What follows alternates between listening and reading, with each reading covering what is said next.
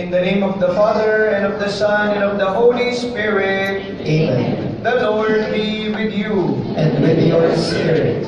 Good afternoon po.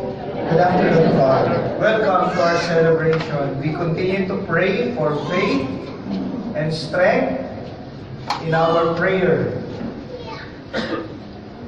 Let us remember